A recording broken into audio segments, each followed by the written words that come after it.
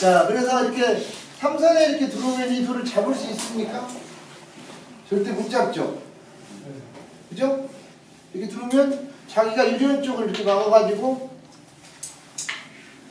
이렇게 든다고 그랬죠? 이렇게 들어오는 그 백은 실리를 차지하고 흙은 뭐를 차지합니까? 세력. 부탁하고 세력을 차지하죠. 그죠? 근데 단지 왜 처음부터 이렇게 삼삼에 안 들어가고 이런데 20개 이렇게 두는 겁니까? 이렇게 집을 바로 상대방 집을 갖다 부수면서 자기 집을 지을 수 있는데 처음부터 이 삼삼에 들어가는 거는 너무 한쪽에 치우쳐 있어요. 바둑을. 전체적인 걸 갖다가 보는 눈이 안 돼 있는 분들은 처음에 이렇게 삼삼에 이렇게 먼저 들어가는데 처음에 이 넓고 넓은 이 바닥이 많은데 굳이 이렇게 좁은 데 들어가가지고 고생할 필요 있나? 그래서 처음부터 이렇게 삼삼에는 안 들어가는 겁니다. 이렇게. 그래서 화점에 놓였을 때는 세력을 쌓을 수 있지만 상대방이 이렇게 실리선으로 이렇게 들어왔을 때는 실리를 내줄 수밖에 없다 그런 얘기예요. 토목은 뭐하는 것이 토목입니다. 상대방이 삼삼을 바로 못 들어와요. 알겠죠? 귀를 갖다가 효과적으로 지키는 게 바로 삼삼 토목이에요. 내가 귀를 갖다가 효과적으로 지켜야 되겠다. 그런 생각을 가지신 분은 이렇게 소목을 쓰시면 됩니다. 자.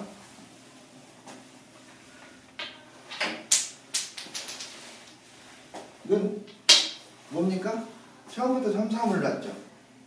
삼삼은 더 극단적으로 귀를 지키는 수법입니다. 이건.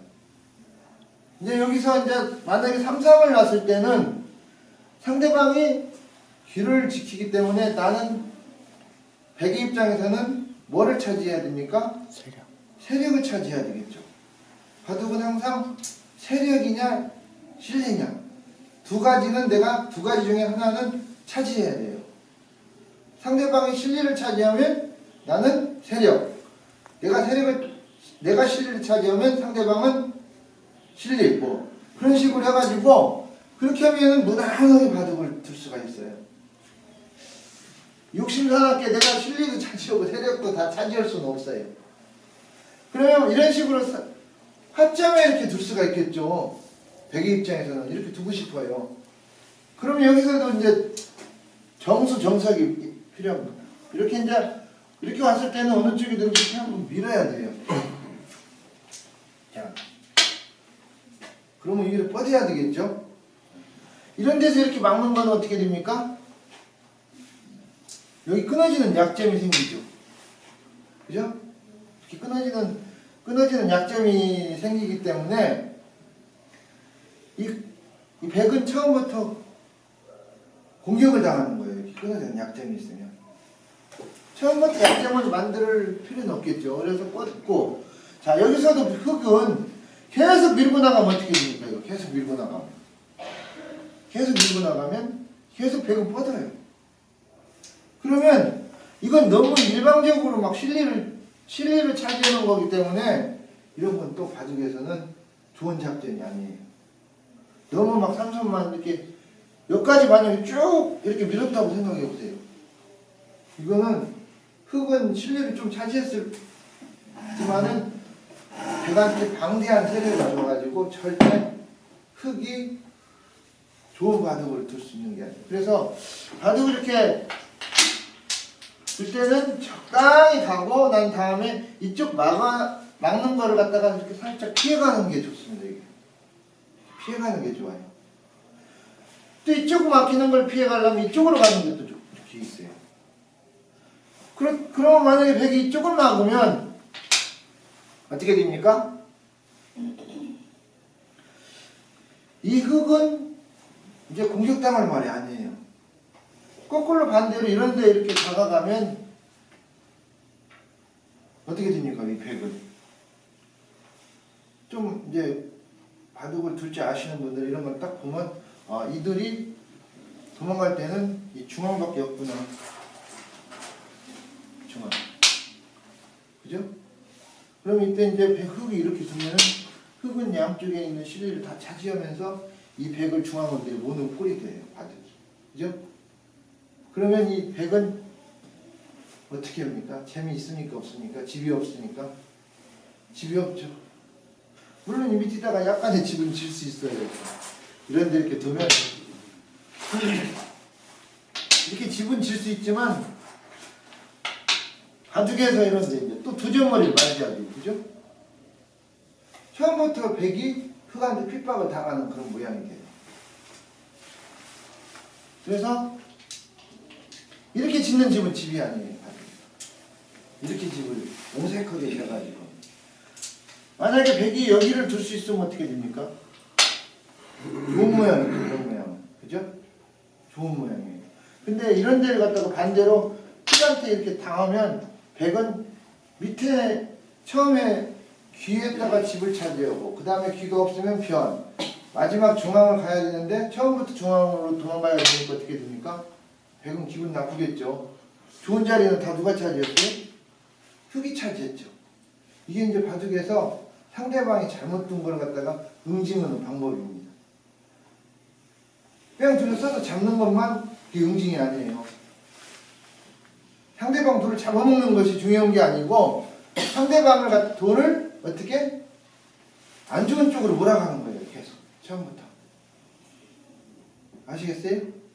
네? 나는 좋은 자리를 차지하고 상대방은 안 좋은 자리 차지하는 거예요. 가장 좋은 자리가 귀죠? 그 다음에 귀 다음에 어디입니까? 변이죠? 마지막에 둘 수 있는 자리가 중앙이에요. 바둑에서는.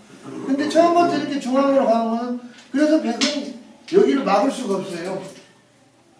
어디로 가야 되냐면 처음에 의도했던 대로 뭐를 차지해요? 세력. 그러면 이쪽도 누가 둡니까? 흙이 돼요. 백은 이렇게 둬가지고 세력을 멋있는 세력을 만들었죠. 그러면 흙은 실리, 백은 핍박받지 않는 세력을 만들었어요. 이거는 백도 둘 수 있어요. 세력을 좋아하는 분 같은 경우. 지금은 이런 실리를 많이 추구를 합니다. 바둑에서.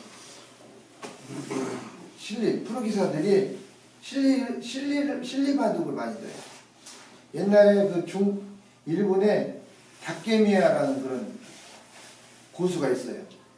그 사람이 우주류라고 해가지고 이 중앙 바둑을 뒀어요. 그래갖고 한때를 갖다가 한 시대를 만들었어요. 그분이. 일본에서. 자기 시대를 만든다는 거는 우리나라 이창호처럼 세계 바둑을 지배한 기간이 한 10년 넘게 지배했잖아요. 일본 바둑을 한때 한 1년 정도, 1, 2년 정도 지배했어요. 이 우주류가. 그리고 이런 3-3에 이렇게 둬가지고 일본에서 오랜 기간을 갖다가 우리나라 프로기사 조치현 아시죠? 조치현 구단이. 이런 실리로 오랜 기간을 갖다가 일본 바둑계를 지배했어요. 일본에 건너가가지고. 근데 결론은 뭐냐? 이 세력보다는 실리가 더 이길 확률이 높다는 얘기예요. 바둑에서. 실리가. 그렇다고 극단적인 실리는 오래가지 못한다는 얘기예요. 그래서 나온 결론이 요즘 많이 드는 게 손목이에요. 손목. 3-3보다 우주를 둔 다케미야는 일본의 다케미야는 우주를 둔 화청을 뒀어요. 그리고 조치현, 실리를 극단적인 실리를 추구한 조치현은 3-3을 뒀어요. 이렇게 양 3-3을 막 두는 경우도 있었어요. 왜냐? 내가 집을 먼저 져놓고 상대방의 세력은 깨버리겠다. 그런 작전으로 이제 바둑을 둔 거죠. 그래서 결론은 뭐냐? 지금 중국과 우리나라가 프로기사들이 세계를 갖다 지배하는 게 그동안 2차원과 지배를 했죠. 일본에서 처음에는 일본이 세계 최고였어요, 바둑에서.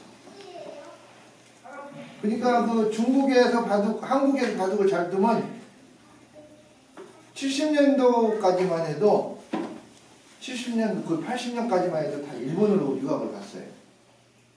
일본으로. 가서 일본 가서 바둑을 배워왔어요. 우리나라 기사도, 우리나라 조은현이도 일본 가가지고 바둑을 배워왔어요. 중국의 오청원이 같은 분도 그런 세계적인 기사도 일본으로 가서 활동을 했어요. 일본이라는 나라는 옛날부터 바둑을 갖다가 엄청나게 이렇게 숭상을 하는 나라예요. 키우고 나라에서. 일본은 좀 섬나라고 그러기 때문에 이런 문화적인 열등감 그런 게 많아요. 그렇기 때문에 자기네 나라가 이 머리를 써가지고 중국이나 한국을 갖다가 압도할 수 있는 것은 바둑밖에 없다. 해가지고 바둑을 엄청나게 나라에서 키웠어요. 옛날에는. 그래가지고 일본이 세계 바둑계를 지배를 했어요. 그래갖고 자기네가 최고다. 이 머리만큼은 최고다. 그렇게 그런 자부심이 있었는데 중국에서 이제 그거를 갖다가 중국이 80년대에 이제 경제 부흥이 되면서 중국에서 이제 그걸 꼴을 못 보는 거예요. 이제 먹고 살만해지니까 중국 원조는 우리 바둑의 원조는 중국인데 우리가 중국한 일본한테 뺏길 수가 없다 해가지고 그런 저기를 갖다가 그래서 나타난 게 이제 서귀평이라고 중국에 지금 그 시진핑 알죠? 시진핑 국가주석 친구예요. 같이 그 시진핑 국가주석하고 같이 바둑 공부를 했어요. 시진핑도 고수예요, 바둑에. 그래가지고 지금 중국이 엄청나게 시진핑이가 국가주석이 되면서 엄청나게 바둑을 학교에서도 가르치고 그래요. 친구고 같은 동문수화가 바둑을. 그래가지고 서귀평이라는 사람이 일본을 건너가가지고 80년도, 79년도 이런 때 일본의 그 구단들을 싹 쓸어버렸어요. 10번기를 10대 1로 붙어가지고 한 판도 안 지고 다 이겨버렸어요. 좀 재밌으세요? 네, 그 얘기가? 그래가지고 일본 바둑계를 갖다 싹 쓸으니까는 자신감이 생겼어요. 그래가지고 대만의 재벌 응창기라는 사람이 세계대회를 한번 하자. 내는 돈이 얼마냐? 100만 불이에요. 그때 당시. 80년도. 100만 불이면 중국에서 그때 80년도 100불? 나한테는 그런 시절이었어요. 그러니까 그때 당시에 제가 알기로는 중국 우리나라 돈으로 중국 교수 월급이 한 3만 원 정도밖에 안 되던 시절이었어요. 그렇게 엄청난 돈을 갖다가 투자를 해가지고 응창기배라는 바둑대회를 만들었어요. 그래가지고 일본의 고수들을 갖다가 13명을 초청을 하고 자기네가 32강을 갖다 이렇게 만들어가지고 자기네가 16명 우리나라 구색 맞추기에서 니도 한 명 보내라. 그래가지고 한국에서 한 명을 간 사람이 바로 조은현이에요. 근데 막상 가서 바둑을 딱 붙어보니까 이 조은현이가 결승까지 일사천리를 치고 올라가 버렸어요. 우리나라 딱 한 명간. 조은현 구단이. 조은현 구단은 일본에 가가지고 바둑을 배운 바둑 천재예요. 그래가지고 일본의 그 세구에라는 그 바둑 가문 수장이 있었는데 일본을 갖다가 거의 일본에서 그 가문으로 바둑을 이렇게 배우는데 거기에 이제 유학을 가가지고 바둑을 배운 사람이 조은현이에요. 그래갖고 우리나라에 와가지고 조은현이가 흥미를 해고 있죠, 바둑을. 그러니까 조은현이가 우리나라 13개, 14개 되는 타이틀을 다 가지고 있는 사람이었어요. 그때 당시. 최고였어요. 그래가지고는 조은현이가 유리하게 초청을 받아갔는데 싹 쓸어버리고 1대1 딱 붙은 게 서귀평이에요. 중국의 수장. 서귀평. 딱 붙어가지고 서귀평 한국형하고 붙었는데 3대2로 조은현이가 이겼어요. 그래가지고 초대 세계 대회를 갖다가 한국 사람이 우승을 했어요. 모르셨어요? 몰랐어요.